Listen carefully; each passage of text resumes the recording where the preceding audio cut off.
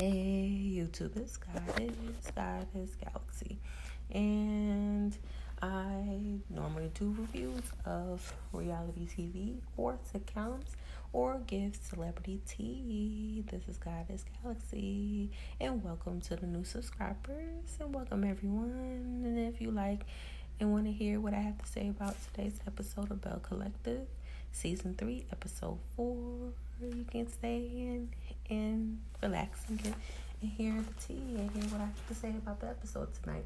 So, on tonight's episode of Belle Collective, it starts with JJ and Soguchi, and they're at home.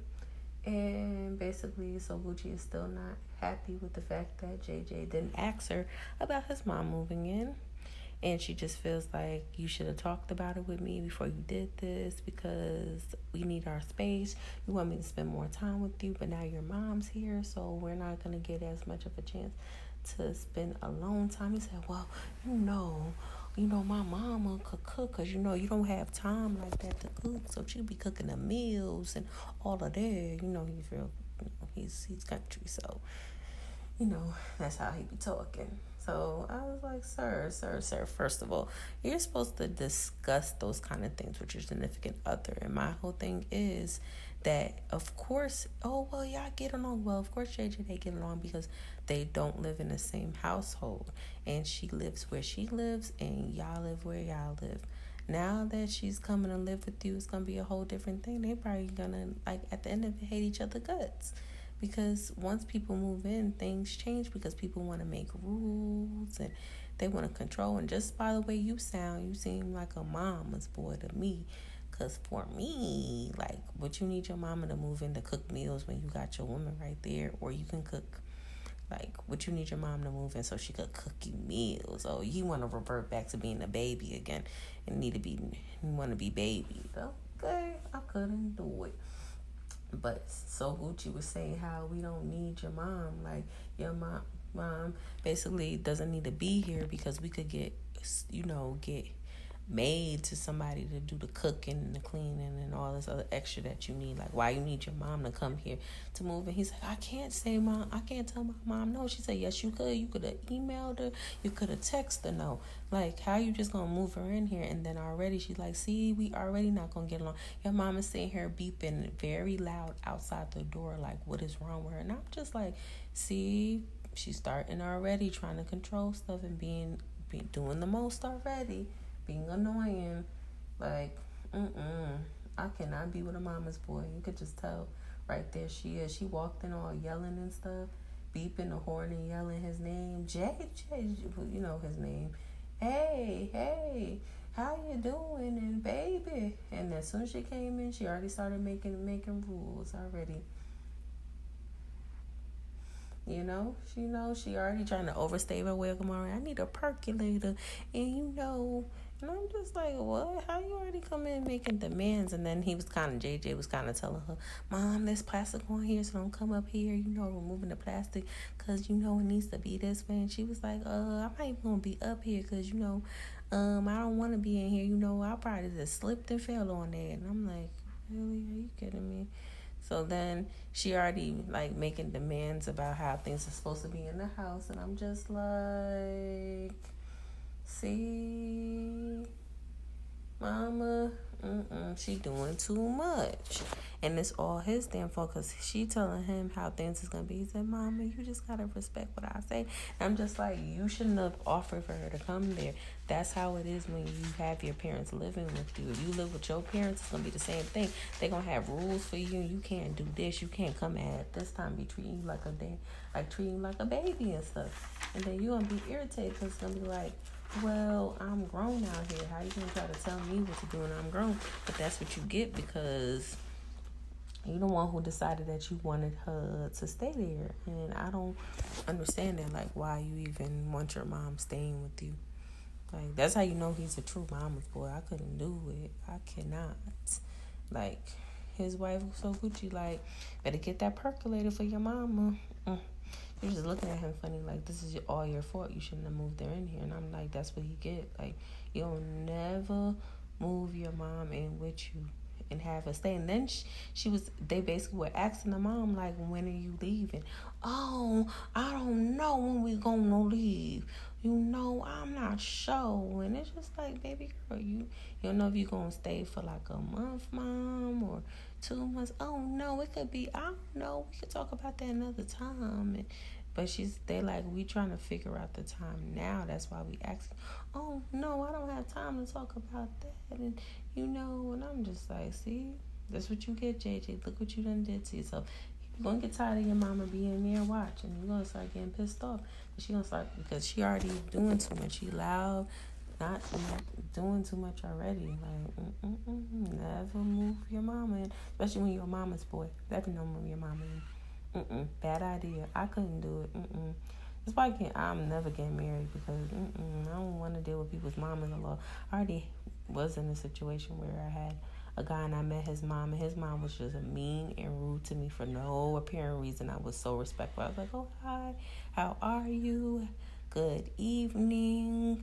Very respectful. How are you? How's your day? How's work been? Just very respectful. And this woman had an attitude and giving me. That's the reason why I'm just like, nope, can't do it. That's why I don't want to deal with significant others and getting connected with family members and stuff, because you got to be dealing with smart mouth moms and crazy mamas and crazy uncles and aunties and crazy family members in general. Like, when you connect with someone, that's what you got to deal with. Couldn't do it. Could not do it. Next scene, Latrice going to dinner with Cliff.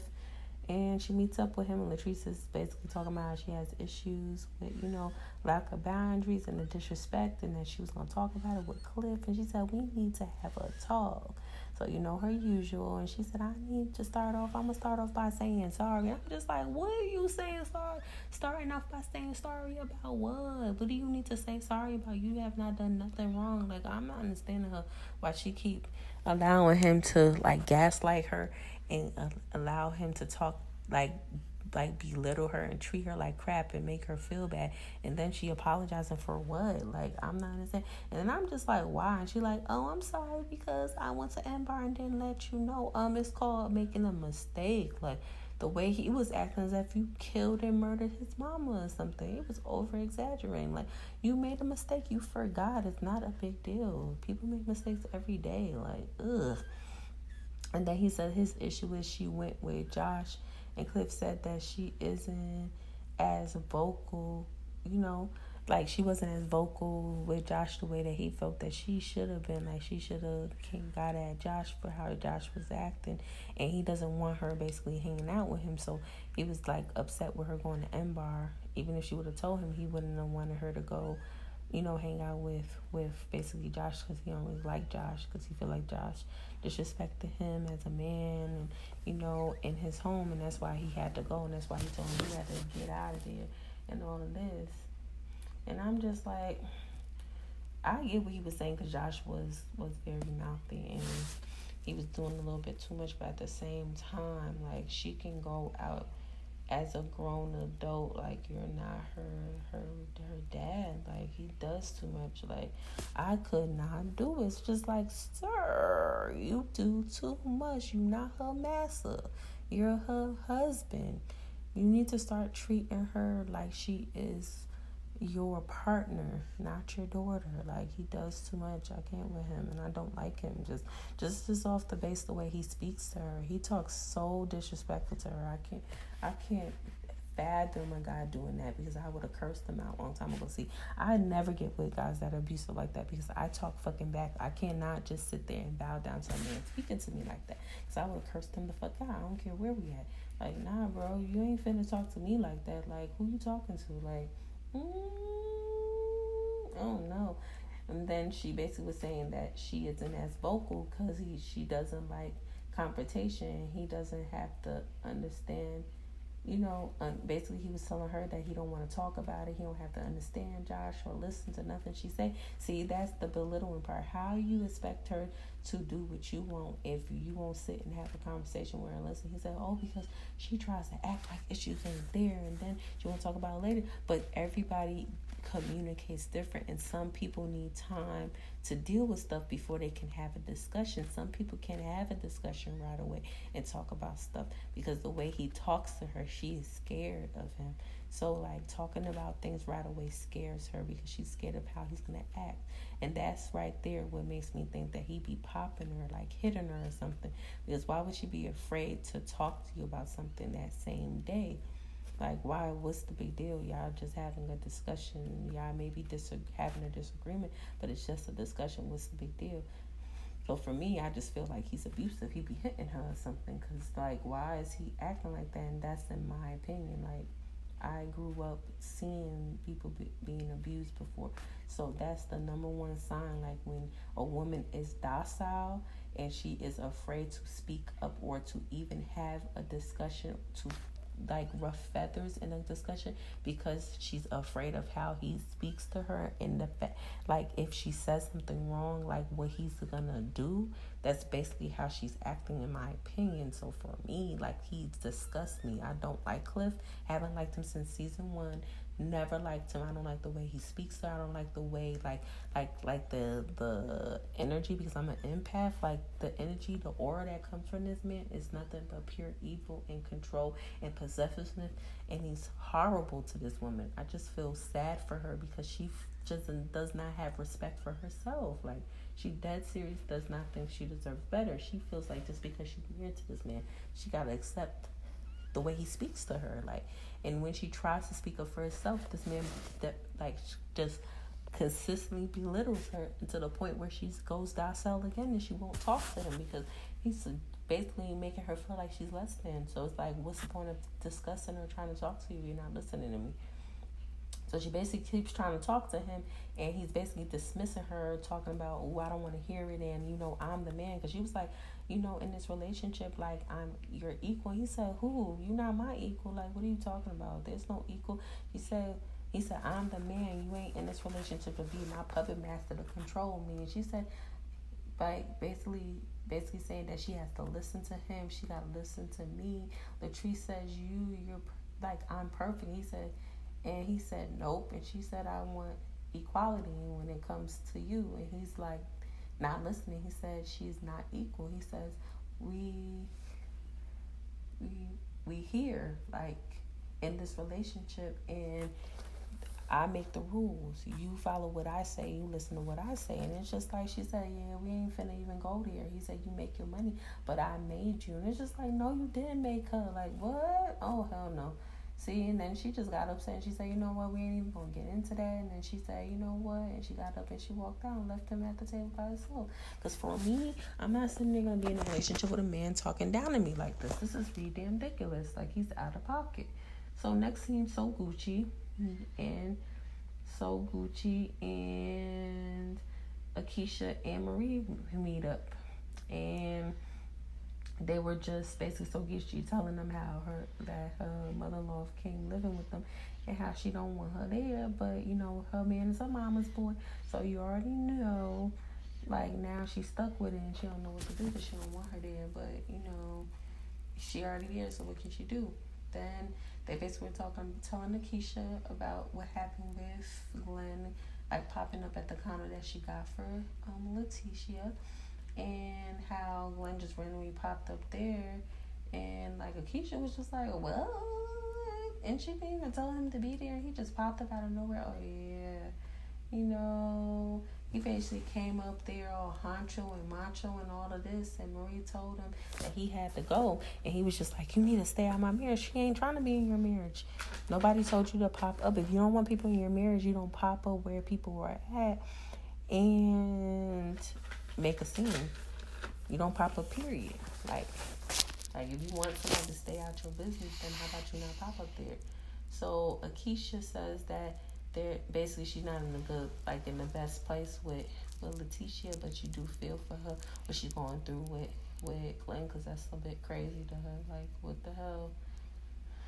And then Latrice reached out, like, with an invitation for them to come to, like, this party she's having for her business.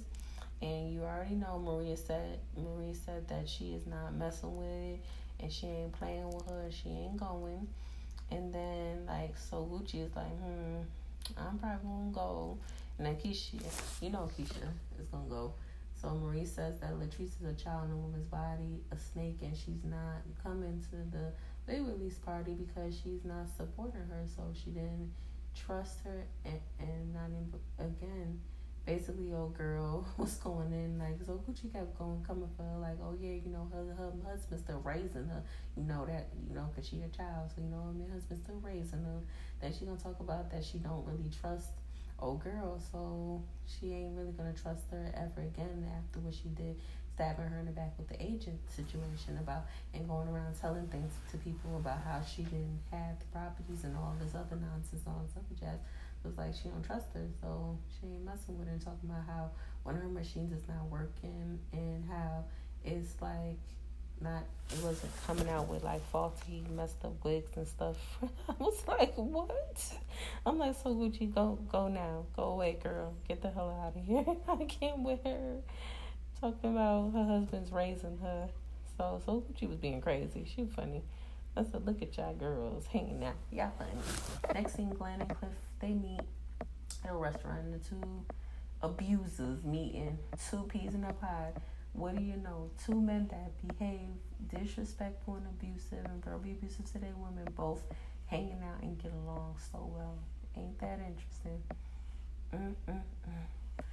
So Letitia, he was saying, was changing up, and she not in, basically they're not meeting of the minds anymore. And he thought that after, the reunion, that they would be working, but, basically they ain't working out. And then he basically said that she been acting funny, so what he did was put a tape recorder and a tracker on her car, and then he heard Marie had got her a condo, and she was trying to move without him. So that's the reason why he showed up to the condo, and that's the reason why. But see, this is the reason why she don't want to be with you, because why are you sitting here chasing after me, following me around? That's very creepy and very stalker-ish. Like, if we're having problems and I am separated from you for a reason, I need my space. I don't want you sitting here following me and doing all this extra that you're doing, because that is invasion of privacy, what he's doing, and it's disgusting. Like, why are you following me? Like, that is like sicko behavior. Like, no, sir. I cannot. Then Cliff over here was saying some really weird stuff in this conversation. I was just like, what the damn hell are you talking about, Cliff? Cliff saying she want to be single. That was true. Like, but then he said something very strange. He said, you need to dress up like a woman, wear a dress, Cliff said. And I'm like, what? He said, wear that dress. Get that dress on. And then he said, I ain't wearing no dress. He said, I ain't finna watch it or see it, so you could just wear the dress for your lady. I said, what you trying to say? I'm like, oh, Cliff trying to say you acting like a bitch, probably.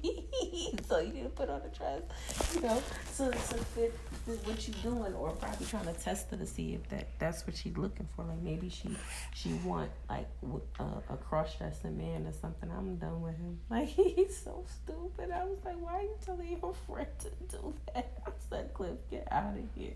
I'm done with you. And then Glenn is still talking about he hasn't had sex with her since the reunion. Cliff says, you haven't cheated, right?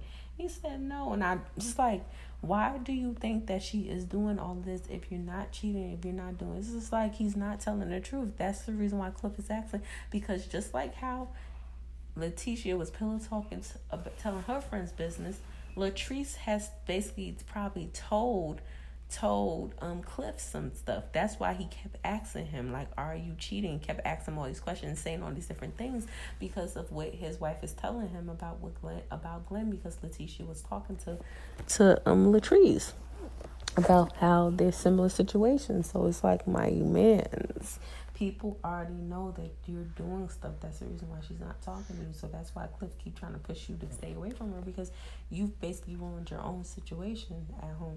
So now you can't fault her for not wanting nothing to do with you. But yeah, he's still trying to act, oh, I don't know, nothing's happening, I'm not doing nothing, I'm innocent, she just don't want to be with me, I don't get it. Like, I can't stand when people lie. Like, Cliff know that your ass is fucking lying, because he's a man, and he's was like that at one point. A damn liar. So my point is, he already read you. That's why he knows what you're really doing. He knows that you're out here in these streets being stupid. He does not believe you. He knows what his wife done told him and what he's hearing in these streets. You were cheating on her and doing all types of stuff. So stop the bullshit. Like, he's not even being real for real. So it's just like, how you want to get advice from friends and you ain't even being 100 and you sitting offline. Like, my man, go somewhere. And then Cliff was saying you have to, basically, he's like, how I'm going to get the trust back? And Cliff is trying to tell me you have to earn it back. He said, well, I think I'm going to write her a song for her to get her back because we connect with music. And Cliff said, don't bend over backwards for her. Stand in your shit because she going to respect you more. Like, you got to be yourself. You can't be changing for other people. And I kind of agree with him. Like, if she telling you to leave her alone, just leave her alone. Doing all of this and trying to change who you are, the essence of you is not going to work because if you're going to revert back, she's just going to leave you any damn way. So what's the point? And then he said, maybe I can find me a so-so Prada like JT found a so-so. I'm like, you know what? Shut the hell up. Glenn. Glenn is so goddamn stupid. I can't with him. He's so stupid. Next scene is Latrice spend time with her mom and she's cooking dinner and she's talking about, Mom, we gotta get ready this food and make sure we hurry up because it gotta be ready by the time he get here. I'm just like, girl, what is wrong with you? And mom is saying to her, what kind of thing is that? Don't let no one dictate to you. Like, you know, like, he's your husband and everything, but he is not your ruler of your life, and he shouldn't be dictating to you. Oh, it better be done right now. What's going on? It better be. It's like you live in a dictatorship or something. Like, girl, I could not do it. I can't be with no man talking to me. You better make sure this food is ready or not, all right? And you know that's how he talking to her, okay? You better make sure when I get home tonight because of what you did the other nights. I know he probably cursed her out when he got home from how she was acting on camera. He wasn't feeling it, so he probably cursed her out, and she had to basically act right by making it up to her by cooking him dinner and making sure that dinner is cooked right, because if she don't have it there, you're going to give her hell. And she want to just make it work, so she trying to do anything to make it work no matter what it is. And I'm just like, girl, you need to stop. So then she's like, he's a typical Southern man. He wants her to be in the house at a certain time. And the mom is trying to tell her he's tearing you down. You basically married your dad. Like, and there's a lot of similarities, she was saying, and she doesn't want to leave. Like she doesn't want to leave Cliff, basically. She wants to stay until death do they part. And I'm just like, so you're going to stay at the detriment of your mental and psychological and spiritual, like, happiness? You're just going to stay in something that makes you feel unhappy because, no offense, but you can't teach old dogs new tricks, and he is like a old yeller. I'm sorry. He is so grumpy and fucking old yeller. Okay, you little old grumpy old man. Girl, you gonna dead serious mess up your whole life and not live your best life to be with a man in dead serious death do his part with this motherfucker? Girl, the way he speaks to you alone deserves to be alone by himself. He's disgusting. Like, he is scum. Like, I don't understand this. Why women do this to themselves. I don't understand. I grew up like that, just seeing a parent dead serious let a significant other treat her like crap. I don't understand why women do this to themselves. Why they feel the need to just let a man belittle them and devalue them, and then they just keep dealing with the shit and just keep dealing. You don't have to deal with that just because you're married to somebody. It's not cool and it's not right. And it's like the mom is trying to tell her she's dependent on him and she's afraid that he's gonna leave her. And when she leaves her, she's gonna be alone. You know? And the mom was telling her, I just hope that you're gonna be okay. And then she keep telling Mom, don't worry. You already worrying the mom by telling her about the way this man is talking to you and how he's telling you better have that food at this time, like y'all in some Argentina situation. Like, what is wrong with you? Like, girl, you scaring your mom, and now your mom gonna worry half to death that something's gonna happen to you. Because I'm sorry, I still feel like he's whooping her ass behind the back. Then we had the meeting with Akeisha, meeting with her grandma, okay? And then they go over, like, what she's, like, gonna have to do with the properties and the different things that she has. And it's also she's basically talking about the Fair Tree Project and how she grew up and how she was the child from her dad cheating on basically his significant other with her mom, and how she came out and how now she's gonna be the first woman to do the Fair Street Project and all of this. But I'm getting kind of tired of this. Like, girl, we need to move ahead. Are you gonna do the construction on the Fair Street Project or not? Because you keep giving us the story every week. The Fair Street Project will be the first to do it, and it'll be the first. Girl, it's boring. Like, get it together, girl. Your storyline is dry. Like, you need to get it together, girl. I'm getting sick of you. Like, fix that. Get it together. Like, do something or get out of here. Because nobody's trying to hear it. Next scene, Glenn making a song to get Letitia back, basically. And then JJ comes along and he's sitting there singing. And I'm just like, boy, if you don't get you are so lame. Oh my God. He thinks that he Usher or something. I said, boy, if you don't stop with this damn country singing, it's only himself. And then, the way he was singing or whatever he was singing on a mic, he had me crying. I said, this guy got shades on. He think he P. Diddy over here. Oh, great. He need a girl. Boy, if you don't get out of here trying to get her back, think he's singing for, that I Need a Girl song where Diddy made like 2 or 3 songs, part 1, part 2, part 3, trying to get J-Lo back, singing about J-Lo all goddamn day, trying to get her back by making a song like Somebody Wants You. She don't want your ass back, Glenn. Get over it. You think making a song gonna change something? Boy, you don't change how you behaving, it ain't gonna change. You making her a damn song. Like, boy, get up out of here. You ain't P. Diddy. You don't got enough money. You don't got enough money to keep her. She don't want you no more. She done changed. She trying to go on and go into bigger pastures. You want to revert to the past and try to like basically hold it over her head and force her to stay with you. And he trying to use any and everything.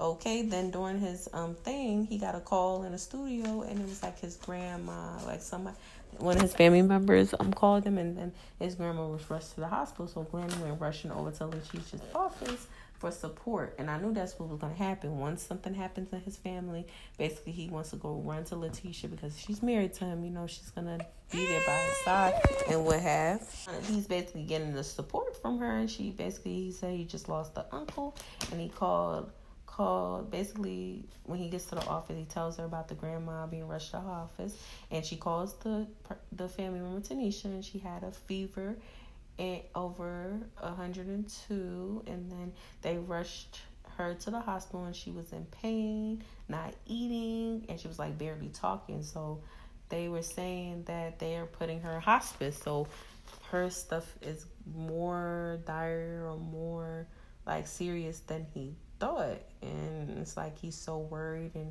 he's like, dang. And then she was basically like, Tanisha, just keep me updated, and she's gonna be in their prayers and everything. So my whole thing is, this is gonna be a way for him. Like, I feel so bad for his Nana, and I'm wishing her all the best, and I hope that that's not their only opinion they're gonna take. Maybe but they're saying hospice, so that means that she's on to passing on. And he needs to spend as much time with her, and I'm hoping all goes well with her, and I hope that she doesn't pass, so he has a little bit more time with her. He can spend more time with her, but still, like, this is his way of reeling her back in and getting her to come back home with him and be with him. This is how he's gonna do. He's gonna basically use what's going on with his Nana and reel her in that way. Even though it's like, it's good what she's doing, because she's just being a support because he doesn't have anybody and he feels lost and everything, and she's just trying to help. But for me, I be helpful at a distance. I'm not gonna jump and be doing nothing for him. I'll be helping him from a distance because I'm still getting my condo. I'm still moving on. So sorry for his Nana, and I hope all goes well with her and that she feels better. But that's his way of trying to take advantage and use what's happening to take advantage. Like, no, Glenn, she needs to get her condo or get her another place, take her son, and move on, because he's not finna change, and nobody got time to be sitting here waiting for him all day and night for him to make the changes that he needs to make. So she needs to do what's best for her, and she needs to move the hell on, because I'm so sorry. He's scum of earth. He's a cheater. He's a liar, and he can't be trusted, and I wouldn't want to sleep with you, because there's no telling what you out here doing, who you dipping in and out of, and what diseases you got. No offense. And I'm happy she was smart to use a rubber with you because you are disgusting. You're scum of earth. And the men on here are very crazy on this Belle Collective.